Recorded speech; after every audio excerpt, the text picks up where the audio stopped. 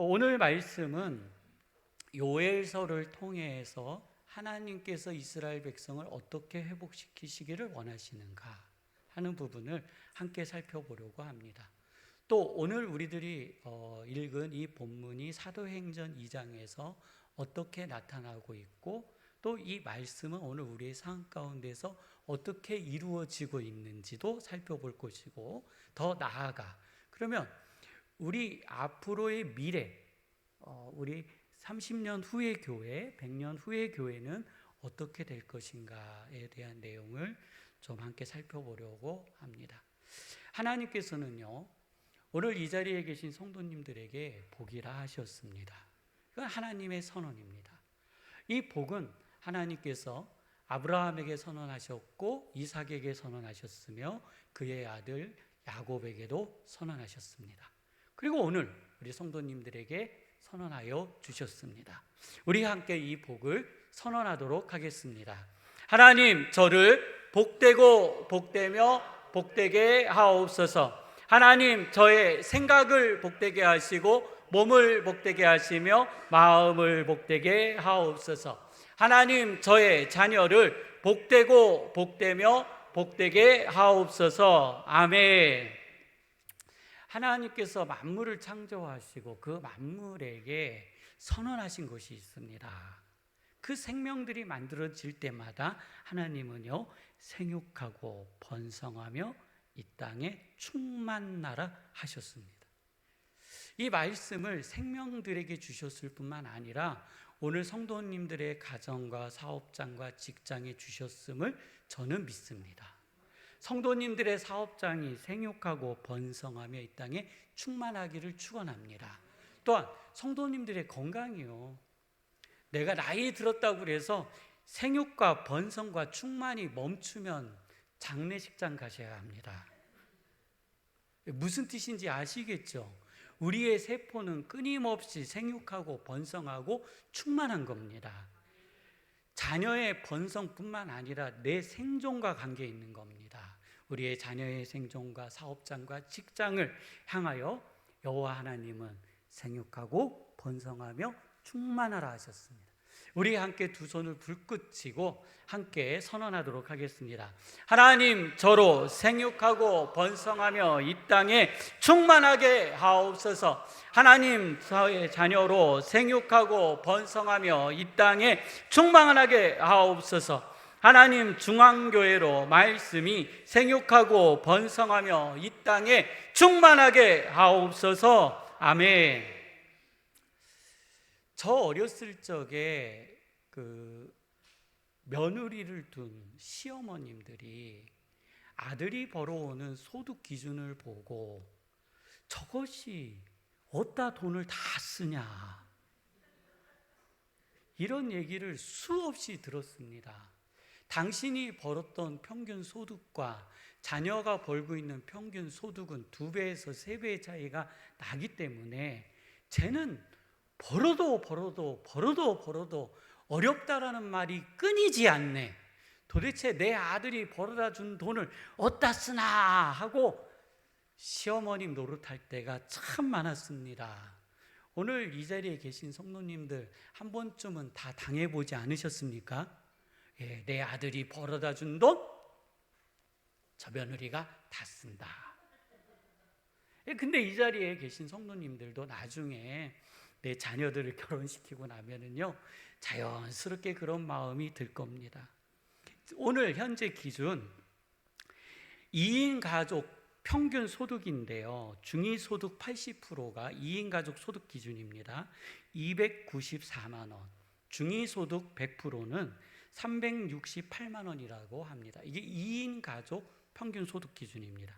3인 기준 소득은요, 중위소득 80%는 377만 원을 벌고 중위소득 100%는 471만 원을 번다고 합니다.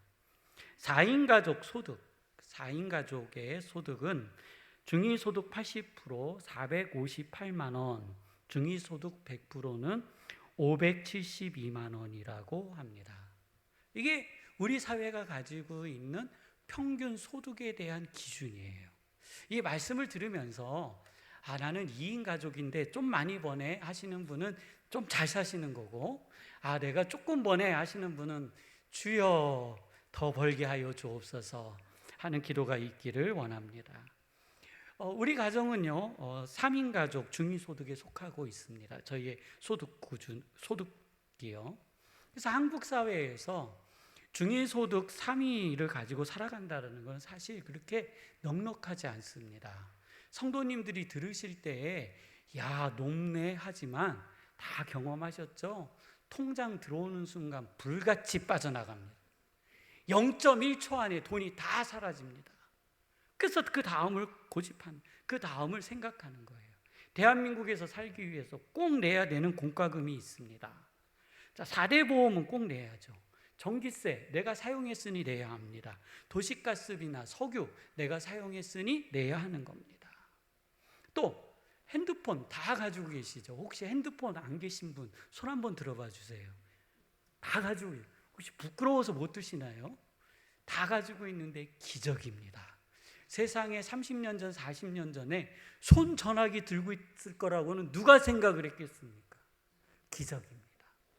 요즘에는 5살짜리 아이들도 손 전화기를 들고 다닙니다. 그것도 데이터 풀로 쓰고 다니는 겁니다. 얼마나 풍요한 시대에 우리는 살고 있는지 모릅니다.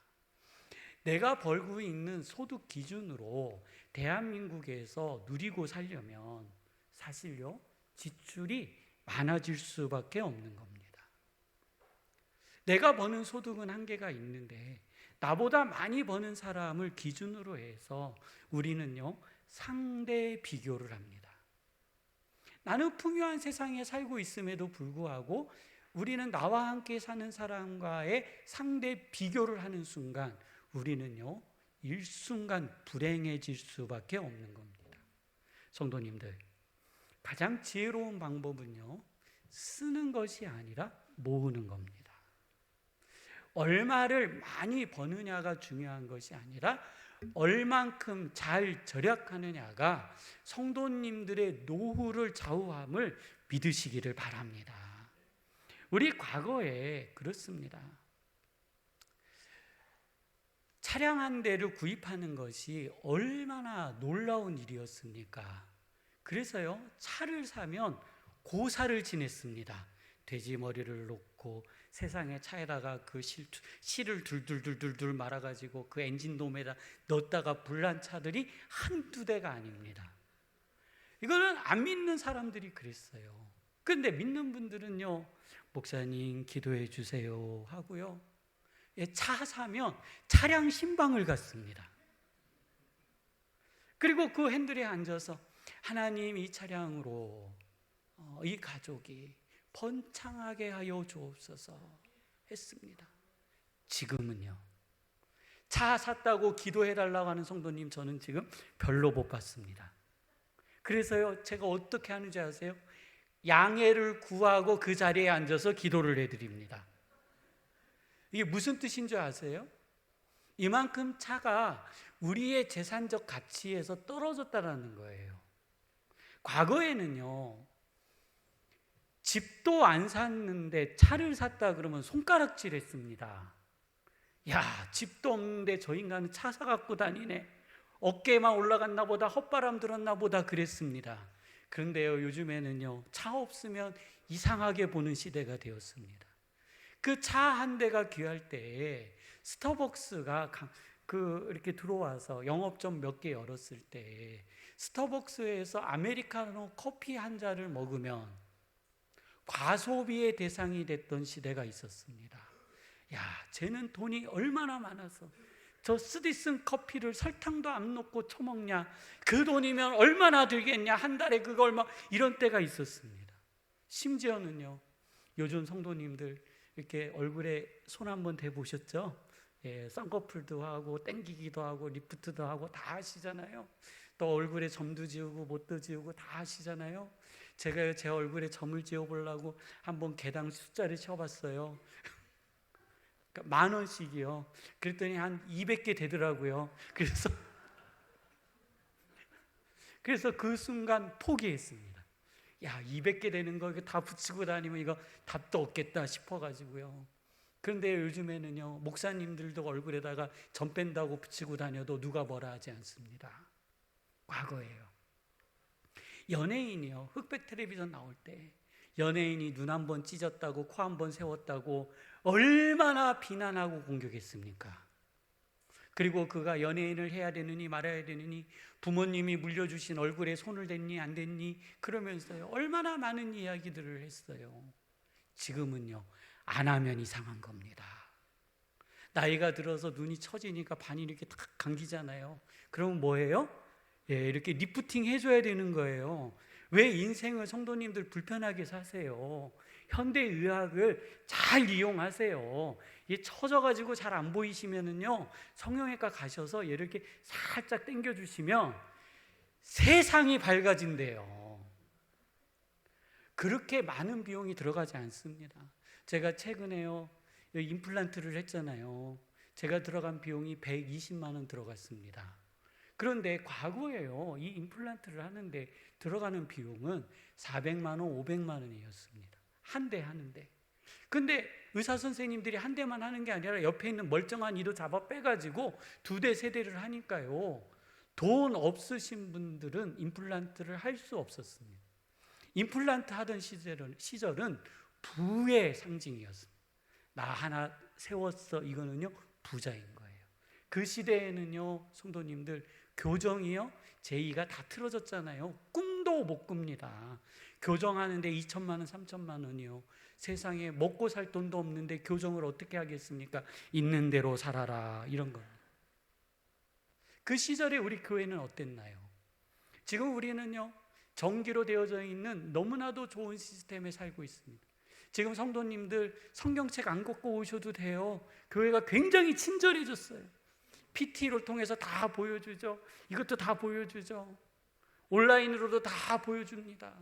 얼마나 좋은 시대에 살고 있습니까?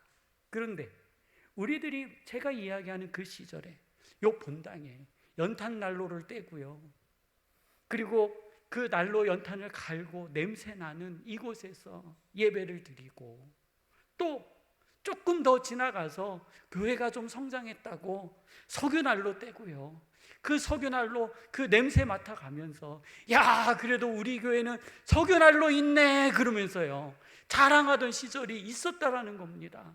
지금 본당에다가요 석유난로 놓으면 어떻게 될까요? 욕합니다.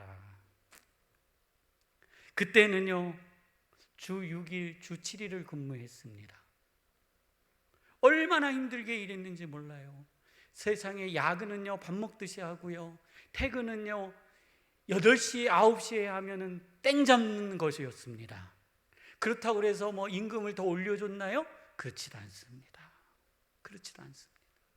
그 시절에 목사님들이요 이렇게 말씀해 주셨습니다. 산에다가 텐트만 쳐도 교회가 부흥했다고요. 상가에다가 교회만 열어도 성도님들이 몰려오셨대요. 그때는요 교회가 부흥했습니다. 교회가 성장하는 시기였습니다. 겉으로 보기에는 위기였습니다. 겉으로 보기에는 굉장히 많은 공격을 받았습니다. 그 시절 가만히 생각해 보세요. 아내가 교회 나아간다고 남편들이 술을 자시고 멀크댕이를 잡고 가위로 머리카락을 자르고 몽댕이로 때리는 남편들이 술을 헤아릴 수 없이 많았습니다. 교회에 나온다라는 것으로 술자리에 앉아서 많은 비난을 당했습니다. 함께 술을 먹지 않는 것 때문에 군대에 가서도 많은 고난을 당했습니다. 담배를 피지 않는다라는 것으로도 어려움을 당했습니다. 나는 그리스도인입니다. 그리스도인으로서 그리스도인답게 살겠습니다라는 것이 그 시절에는 매우 어려웠습니다. 그래서 죽음을 각오한 믿음의 결단이 있어야만 됐습니다. 주일 출근을 해야 합니다. 예배를 드려야 되잖아요. 다 성도님들 이야기예요. 뭐 우리 젊은 애들 이야기겠습니까? 지금 성도님들 이야기입니다. 내가 하나님 아버지 앞에 나아가 예배해야 되는데 주일날 출근하라고 합니다. 그러면요 아예 마음을 먹습니다. 나 이 직장 안 다닐 거야. 각오합니다. 그리고 가서 리더에게 이야기하죠. 공장장, 사장에게 가서 나는 교회 다니는데 주일날 예배 드리고 출근하겠습니다. 기가 막히죠. 이놈이 다 출근하는데 지 혼자 쉬었다가 나온다는 거예요. 그들의 입장에서는 쉬었다 나오는 겁니다. 근데 우리의 입장에서는 예배드리고 출근하는 겁니다. 하나님 아버지 앞에 기도하고 예배하고 모든 성도들이 다 그 시대를 살았습니다. 없는 시간을 쪼개어 기도했습니다. 없는 시간을 내어 주의 말씀을 듣기를 사모했습니다. 없는 시간을 내어 하나님의 말씀을 연구했습니다. 그때는 성령이 매우 충만했습니다. 그때 미국이나 선진국에서 선교사로 아니면 목회자들이 한국을 방문해서 한국 교회를 보고 놀랬습니다. 이렇게 시설도 좋지 않은 이러한 나라에서 성도들이 막 그냥 뭐 악기가 어디 있어요? 지금 이런 시스템이 어디 있어요? 그냥 손바닥이 악기였잖아요. 그냥 손바닥 팍 치면서 그냥 막 불러 하면서요. 막 그 뜨거운 열기가 그 본당 안에서 넘치고 에어컨이 어디 있습니까? 땀 뻘뻘 흘리고 실내 온도는 40도 50도를 넘어가도 성도들의 기도는 멈추지 않고 그때 그 외국에서 오신 선교사님들 목회자들이 볼 때 그 지난날의 자신들의 과거를 돌아보며 가슴 뭉클하고 우리가 한국 교회를 지원해야지, 이러한 나라를 지원해야지 하던 시절이 불과 30년 전입니다. 얼마 안 지났습니다. 우리가 개발도상국에 가서 산꼭대기에 가서 예배를 드리면 그런 감동을 받습니다. 비닐으로 쳐놓은 본당에 앉아 그들이 하나님을 찬양하고 하나님을 높이고 깡통 하나 갖다 놓고 박자 맞추고 있는 모습을 보면서 함께 기뻐하고 함께 즐거워하며 그들 안에 거하는 성령님의 놀라운 은혜를 우리는 발견하면서 우리의 삶을 되돌아보고 오기도 한다라는 겁니다. 자, 우리는요 그러한 시대를 지나왔습니다. 오늘 우리 시대는 굉장히 놀라운 시대에 살고 있습니다. 성도님들, 지금 대기업들이요 주 4.5일을 시험하고 있습니다. 그러니까 실험 가동 중이에요. 주 4.5일을 우리 회사가 돌렸을 때에 이 생산 효율성과 그 다음에 기업의 이윤이 얼만큼 추가되고 줄 것인가에 대한 연구를 시작했습니다.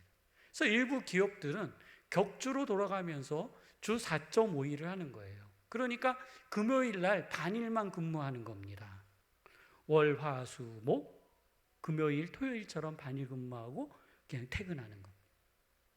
이제는요 이것이 우리 사회가 발전하는 곳에 별 문제가 없다라고 판단이 되면 이것은요 어느 순간 보편적인 일이 될 거라는 거예요. 직장에서 일하시는 분들은 어쩌면 10년 안에 주 4.5일을 일하시면서도 삶에는 별로 부담이 없는 삶을 사는 시대도 올 거라는 겁니다. 우리는 굉장히 풍요로워졌습니다. 지금도 풍요롭죠. 앞서 말씀드린 그때 우리들이 되돌이켜 보면 힘들고 어려웠지만 또 그 시대와 비교해 보면 우리는요 굉장히 풍요로운 사회에 살고 있습니다. 그런데요 우리의 신앙은요 이 물음표입니다. 우리의 삶의 질은 굉장히 풍요로워졌습니다. 얼마나 풍요로운지 모릅니다. 이제는 부대찌개를 먹어도 미군이 갖다 버린 그 부대찌개를 끓여 먹지 않습니다. 그냥 깨끗하게 새로 나온 햄과 유통기한이 지나지 않은 햄으로 부대찌개를 만들어서 먹지 쓰레기통에서 주워서 먹는 시대는 아닙니다. 우리의 삶의 질은 성도님들 상상할 수 없을 만큼 올라가 있습니다. 그런데 우리의 신앙의 질은 과거보다 오늘 어떠한지를 돌아봐야 될 것 같습니다. 한국 교회의 미래를 연구하시는 분들이 있습니다. 그분들은요 이구동성으로 이렇게 진단합니다. 한국 교회의 미래는 없습니다. 없다는 거예요. 그 이유는 학생회가 비었고 주일학교가 비었다라는 거예요. 이번에 우리 교회에서 청소년 수련회를 주최하게 됐습니다. 우리 교회 본당에서 하는 거예요. 지방의 행사로 해요. 그래서 지방의 교회들에게 전화를 했어요. 애들 좀 보내주세요. 애들 좀 보내주세요. 우리 교회보다 3배, 4배, 5배 큰 교회에 청소년이 없습니다. 목사님, 우리 교회에요, 아이들이 3명밖에 없습니다. 2명밖에 없습니다. 목사님, 찬양단 좀 지원해 주세요. 찬양단이 없습니다. 청년이 없습니다. 부목사도 없습니다. 이것이 우리 한국 교회의 현실입니다. 코로나가 지나가면서 더합니다. 더. 우리 교회도 직격탄으로 맞고 있는 거예요. 같은 고통을 당하고 있는 겁니다. 코로나 때에 예배를 안 드렸잖아요. 예배가 없어졌었잖아요. 애들이 학교도 안 갔잖아요. 그러다 보니 교회에 안 나와도 된다라는 아주 놀라운 은혜의 시간을 경험했습니다. 그들은요. 그래서 아이들을 데리고 교회에 나오는 것이 그 부모의 입장에서 약간 어려운 일이 아닌 겁니다. 지금요, 우리 청소년이 본당에 보이면 성도님들 귀한 자녀입니다. 있을 수 없는 일이 벌어진 겁니다. 그래서요, 칭찬해 주시고 격려해 주시고 지지해 주시기를 바랍니다. 우리는 왜 이러한 그 한국 교회를 진단하고, 그리고 그 진단되어진 내용을 우리들이 들을 때 우리의 현장을 보면 그렇게 갈 수밖에 없다라는 것을 알면서도 바꾸지 않을까요? 무엇인가 우리가 액션을 취해야 되고, 무엇인가 우리가 노력을 해야 되고, 지금 당면한 이 절벽을 뛰어넘어야 되는 겁니다. 이 절벽을 뛰어넘지 않고서는 한국 교회의 미래뿐만 아니라 한국 사회의 미래도 저는 영향이 있다고 믿고 있습니다. 이 나라, 이 민족은요, 하나님이 세워주심을 저는 믿습니다. 이 나라의 경제 또한 하나님께서 주관하셨고 성장시키셨음을 저는 믿습니다. 물론 사람 지팡이를 통해서 일하시는 거죠. 우리나라가 자원이 뭐가 있습니까? 사람밖에 없고 전 국토의 70% 이상이 산으로 되어져 있는 이 조그만 땅에 평지 얼마나 돼요? 놀랍습니다. 이런 조그만 땅에서 세계 경제 10번째까지 올라갔다라는 거는요, 하나님의 은혜가 아니고서는 있을 수 없는 겁니다. 저는 이 은혜가, 저는 또 우리 교회의 이 은혜가 우리 성도님들의 자녀와 우리의 후손들에게 잘 전달되어지기를 원합니다. 오늘 본문을 가만히 묵상하다 보면은 우리의 생각이 충돌되어지는, 생각나는 본문이 있어요. 그 본문이 어디냐면 사도행전 2장입니다. 그러니까 요에서 2장에서 예언했던 것의 성취가 사도행전 2장에서 이루어진 거예요. 요에서 2장을 오늘 읽은 본문을 제가 그냥 간략하게 정리했습니다. 내 영을 만민에게 부어주리니 너희 자녀들은 장래를 말하며 늙은이는 꿈을 꾸며 젊은이는 이상을 볼 것이며 내 영을 남종과 여종에게 부어주실 것이라 하셨습니다. 사도행전 2장 오순절 마가의 다락방에 성령님이 임하시기 이전에 성령님의 역사는 특정되어진 선지자들을 통해서만 역사하셨습니다.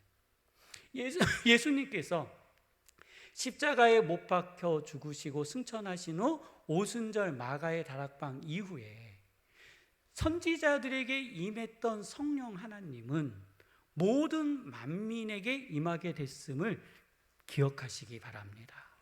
그래서 간구하는 이들에게, 찾는 이들에게 성령 하나님은 찾아오셨고 우리로 하여금 예언하게 하시며 우리로 하여금 말씀하게 하셨다라는 겁니다. 성도님들, 예언의 은사, 귀신 쫓아내는 은사, 무슨 은사, 제가 누누이 말씀드려요. 부러워하지 마세요. 다 성도님들 하실 수 있습니다. 귀신 쫓아내는 게요, 내가 하는 거예요? 하나님 하시는 겁니다. 병 고쳐주시는 거예요? 이상훈 목사가 하는 것 같으세요? 하나님이 하시는 거예요. 아닙니다. 모든 치료와 모든 능력은 하나님이 주관하시는 거예요. 성령님이 하시는 겁니다.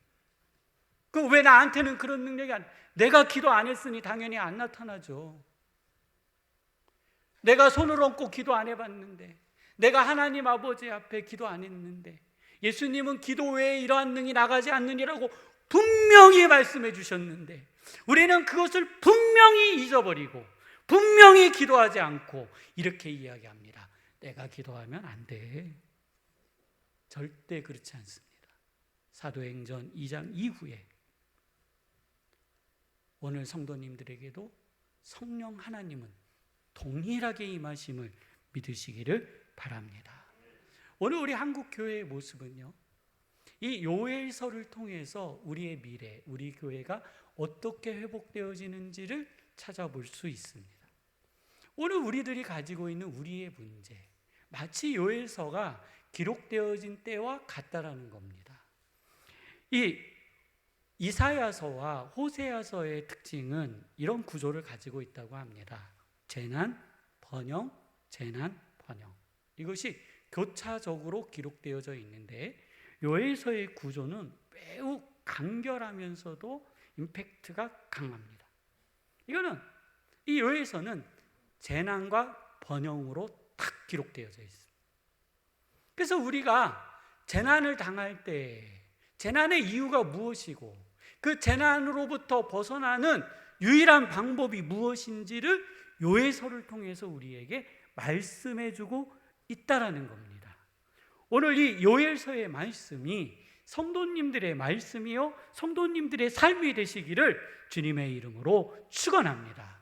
하나님께서는요, 이스라엘 백성에게 요엘서 1장으로 시작되어지는 재앙을 왜 주셨을까요? 재앙을 왜 주셨을까요? 우리 좀 더 수요일 날 온라인으로 들어오시고 또 참여하시는 분들은 이 재앙의 이유를 알아요. 왜냐하면 그때 많이 다루거든요. 하나님께서요, 이스라엘 백성에게 재앙을 주실 때는 하나님의 영원한 언약을 기억하시기 때문입니다. 아브라함과 이삭과 야곱에게 언약하신 언약. 그 언약은요, 어떤 언약이라고요? 영원한 언약. 이 언약을 어기는 것은 누구예요? 예, 사람이 어기는 겁니다. 자, 사사기예요. 너무나도 신기한 부분들이 있습니다. 이번 주에 드보라의 노래에서 저도 새롭게 발견했습니다. 이런 내용이 있어요. 시스락의 어머니가 내 아들이 언제 오나, 내 아들이 언제 오나, 900병거 승은 언제 오나 하고 창문을 바라보며 기다릴 때에 지혜로운 하인이 이렇게 노래했대요. 아이고, 시스락은 올 겁니다. 옷 한 벌은, 채색 옷 한 벌은 가지고 오겠지요. 그리고 병사마다 여인 하나씩은 데리고 올 겁니다. 그런데요, 그 마지막에 이것이 재앙이라고 했어요. 전쟁에 내가 취하여 가지고 오는 것이 있는데 여호와의 말씀에는 그것이 그들에게 재앙이다 했어요. 잘 이해 안 되시죠? 이거는요, 손해보는 장사하는 겁니다. 병거 900승을 끌고 가서 전쟁을 하려면 돈 들어가요, 안 들어가요? 어마어마한 전쟁 비용이 들어가잖아요. 그래서요, 나가자, 싸우자, 이기자 해가지고 전쟁에서 승리를 했어요. 기뻐요, 즐거워요, 나팔을 불어요, 환호를 해요. 집에 왔는데 주머니 열어보니까 마이너스 난 거예요. 이스라엘을 아무리 공격해도 이스라엘이 무너지지 않는 거예요. 그들은요, 전쟁에 나아가서 승리한 것 같지만 결국은 패해서 돌아오는 거예요. 자기만의 만족과 자기만의 승리에 도취되어져서 올 뿐이지, 실제로 하나님은요, 이스라엘 백성을 지켜주고 계심을 믿으시기를 바랍니다. 하나님께서 이스라엘 백성을 지켜주신 같이 오늘 성도님들의 가정도, 직장도, 일터도 지켜주심을 믿으시기를 바랍니다. 하나님께서요, 고난을 주셔도 우리가 살 수 있는 길을 열어주신다는 거예요. 우리가 망하는 것 같지만 성도님들 절대로 망하지 않는 것을 믿으시기를 바랍니다. 이 요엘서의 구조는 네 가지 구조를 가지고 있는데, 첫 번째 재앙의 시작은 자연으로부터 오는 재앙입니다. 우리나라에 앞으로 10년 동안 비가 안 온다고 생각하면 우리나라 어떻게 될까요? 네, 경제가 무너집니다. 제가 가뭄을 한 5년 정도 봤거든요. 그래서 10년이라고 이야기한 겁니다. 한 5년 정도는 버티더라고요. 우리나라도요. 각 댐들도 있고 막 지하수도 있고 하니까요. 한 5년에서 6년까지는 어떻게 버티는데요. 10년 넘어가면 그냥 아웃입니다. 이스라엘 백성에게 있어서 이 시절에 하늘의 이른 비와 늦은 비는 이들의 생명과도 같은 것이었습니다. 하나님의 은혜로 항상 이들에게 이른 비와 늦은 비가 있었습니다. 항상 있었기에 이 이른 비와 늦은 비는 더 이상 하나님의 은혜가 아닌 거예요. 하나님은 나를 항상 보호하고 계시기 때문에 하나님이 나를 보호하시는지 보호하시지 않는지 모르는 거예요. 내 자녀를 내가 사랑하고 계시잖아요. 내 자녀가 엄마가 나 사랑해? 아빠가 나 사랑해? 나 그거 못 느끼겠는데? 이거는요, 왜 그런 줄 아세요? 맨날 사랑하고 있기 때문에 그런 거예요. 그 사랑을 떠나보세요. 그 사랑이 없어져 보세요. 내가 내 자녀를 사랑하는지 안 사랑하는지 혹시 궁금하시면, 저는 안 궁금하기를 원하시는데 궁금하시면 내 자녀가요 교통사고 나보면 그 즉시 압니다. 내 자녀에게 문제가 생기면 그 즉시 알아요. 내가 내 자녀를 얼마나 사랑하고 아끼고 있는지. 문제가 생기면 아는 거예요. 풍요한 세상에서 풍요가 왔는데 이것이 하나님의 은혜라는 것을 모르는 겁니다. 그래서 하나님께서 자연으로 재앙을 주시는 거예요. 그들은 자연의 재앙을 당했어요. 그리고 하나님께서 불러주세요. 특별히 그들을 불러주시는데 그들에게 요구하시는 것은 다른 게 아니에요. 회개하라. 너희의 마음을 누구에게 돌리라? 나 여호와께로 돌리라. 자, 그러면 내가 너희를 구원하리라. 내가 너희를 구원하리라. 여기에서 요에서에 나와 있는 독특한 특징이 오늘 저희들이 읽은 본문입니다. 그래서 이것은 특별한 언약이라고 표기가 돼요. 오늘 저희들이 읽은 본문. 특별한 언약. 만민에게 부어주시는 성령 하나님의 은혜와 역사하심. 이것은 오늘 우리 성도님들에게 임하였음을 믿으시기를 바랍니다. 그리고 더 나아가 마지막입니다. 네 번째, 우리를 힘들게 하고, 그러니까 이스라엘을 힘들게 하고, 그리고 공격했던 적국에 대한 심판, 그리고 이스라엘의 평화에 대한 구조를 가지고 있다라는 겁니다. 요에서만 봐도 이 나라와 이 민족이 풍요 가운데 있는데 우리는 어느 순간 우리들이 먹고 마시고 입는 것이 하나님의 은혜라는 것을 잊어버렸다라는 겁니다. 그래서 한국 교회를 바라보고 한국 교회를 진단하는 선지자와 같은 이들이 그들의 입을 빌어 그들의 연구를 통해 마치 이사야가, 요엘이, 호세아가, 아모스가 그 시대를 예언하듯이 오늘 우리 한국 교회를 예언하고 있는 듯 합니다. 오늘 우리는요, 변화해야 합니다. 변하지 않고서는요, 우리의 미래를 담보할 수 없는 겁니다. 예수님의 제자들에게 재앙이 닥쳤습니다. 예수님의 제자들의 재앙은 뭐예요? 예수님이 십자가에 못 박혀 죽으신 거예요. 그들에게 멸망이 왔어요. 왜냐하면 예수님은 힘없이 십자가에 못 박혀 죽으셨기 때문에. 그들이 가지고 있었던 삶과 소망, 이 모든 것이 한순간 다 사라져버린 겁니다. 성도님들, 그런데요, 이 제자들이 사는 방법은요, 그들이 세상의 것을 가지고 예수님을 바라보았던 그 기대가 사라져야 된다는 겁니다. 오늘 성도님들께서 내가 예수님을 믿은 지 5년이 됐다, 10년이 됐다, 30년 됐다, 50년 됐다, 나는 대대에 흐르는 가문이다, 아무 필요 없습니다. 내가 세상의 소망을 가지고 예수님을 바라보고 계시는 것이 있다면 오늘 이것이 오늘 이 시간에 사라지시기를 주님의 이름으로 축원합니다.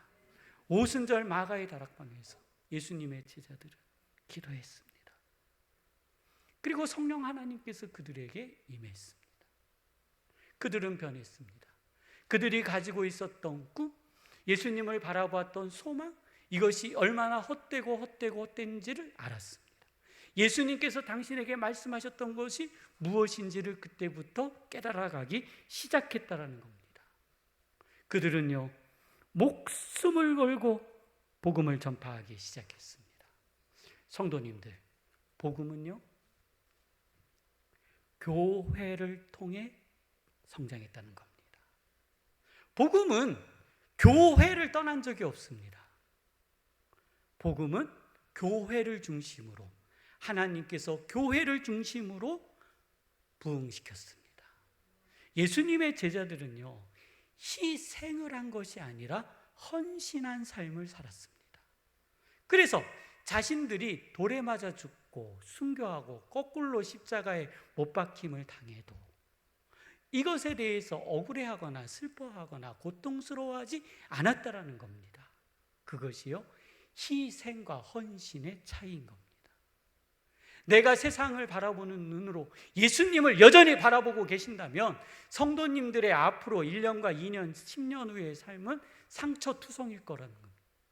그렇지만 헌신된 마음으로 주님을 바라보고 주께서 말씀하신 세계의 눈을 뜨신다면 저는 성도님들의 삶이 곧 천국이 됨을 믿습니다. 복음이 오늘 우리에게까지 전해지기 위해서 성도님들이 잘 알고 계시는 것처럼 유대인들은요, 그러니까 바리새인이나 유대인들은 초대교회의 성도들을 핍박하기 시작했어요. 사도행전에 사울이 예루살렘 교회를 폭파시 일으켰어요. 교회가 망하는 줄 알았습니다. 없어지는 줄 알았습니다. 그랬더니 흩어져서 그들이 교회를 세우기 시작했어요. 흩어졌어요. 아니, 없어진 줄 알았는데 더 생겼네. 그러고 나서 사울이 그 예수님을 믿는 사람들을 잡으러 가다가 다메섹에서 변화가 되고 그는 이방인을 세우는 전도자로 세움을 받습니다. 그래서 바울이 가는 곳마다 복음이 전해지기 시작했습니다. 복음이 전해질 때에 로마 왕은 불안했습니다. 뭔가 이 복음이라는 거, 예수님을 믿는다는 거, 왕이라는 개념 자체가 로마 왕국에 반기를 드는 신학적인 내용이었습니다. 그래서 어떻게 했어요? 로마가 기독교인들을 박해했습니다. 원형 경기장에다 집어넣고 사자의 밥이 되게 하고 짐승의 밥이 되게 하고 박수를 치고 좋아하고 그리고 데려다가 순교시키는 일들이 벌어지기 시작했습니다. 교회가 망하는 줄 알았는데 그 고난의 시기에 교회는 부흥했습니다. 시간이 지나 로마는요, 결국 몇 프로 되지 않는 기독교인들로 인하여 기독교를 국교화시켰습니다. 로마가 국교화시킴으로써 주변에 있는 국가들이 또 기독교를 국교화시켰고 이 국교화되어진 이 교회는 좀 아이러니한 부분이 있지만 교회사가 흘러오면서요, 식민지 정책이라는 것을 펼칩니다. 나라를 정복하고 식민지화하는 거예요. 좋은 일이에요, 나쁜 일이에요? 우리도 당해봤잖아요. 좋은 일이 아닙니다. 그렇지만 하나님은요, 이 식민지 정책을 통해 그 나라에 복음을 전하셨다라는 겁니다. 고난을 당하는 것 같은데, 죽음을 당하는 것 같은데 교회는 성장했습니다. 교회사가 흘러오면서 16세기 우리 교회에 큰 변화가 있었습니다. 성도님들이 잘 알고 계시는 것처럼 우리는 이것을 종교개혁이라고 합니다. 예수님 때로부터 16세기까지 교회의 신학적인 부분이 인간 위주로 타락했기에 하나님께서 사람을 세워 다시 하나님 중심으로 교회가 가야 한다라는 방향성을 정했고 우리는 그 16세기 종교개혁을 통해서 미국 선교를 통해 오늘 한국 교회가 이렇게 세워진 겁니다. 하나님은요, 시대마다 때마다 사람들을 세우셨고 교회를 세우셨고 또 부흥을 주셨습니다. 그런데 교회가요 위기를 당하는 시간도 있었다라는 겁니다. 어떤 때일까요? 지금 오늘 우리의 시대와 마찬가지입니다. 먹고 살만하고 입을 것이 있고 이제는 내가 기도하지 않아도 당연히 먹을 것이 생기는 이러한 좋은 사회가 만들어졌을 때 교회는요 이상하죠. 타락하기 시작했습니다. 교회가 국교화되어지자 종교 지도자들은 종교인으로서 쓰는 것이 아니라 정치인으로 타락해버렸습니다. 사리사욕을 채우고 자기 것을 채우기 위하여 노력하였습니다. 교회는요 사회의 부흥에 반하여 타락했다라는 겁니다. 오늘 우리 교회는 어떤가요? 우리의 모습은 어떤가요? 우리는 어쩌면 굉장히 안정적인 삶과 안정적인 구조 속에서 살고 있습니다. 우리가 사는 세상은 성도님들 저는 제가 느끼기에 별로 어려울 것이라 생각하지는 않습니다. 문제는 우리의 다음 세대입니다. 오늘 우리의 예배, 우리의 마음이 하나님께 있느냐 세상에 있느냐가 우리 다음 세대의 삶을 바꿀 것이라 저는 믿습니다. 그 다음 세대는 그 다음 세대들이 할 일이고요. 우리의 마음이 오직 여호와 하나님 아버지 앞에 있기를 주님의 이름으로 축원합니다. 말씀을 정리합니다. 오늘은 참 교회사의 긴 내용을 짧게 정리해 보았습니다.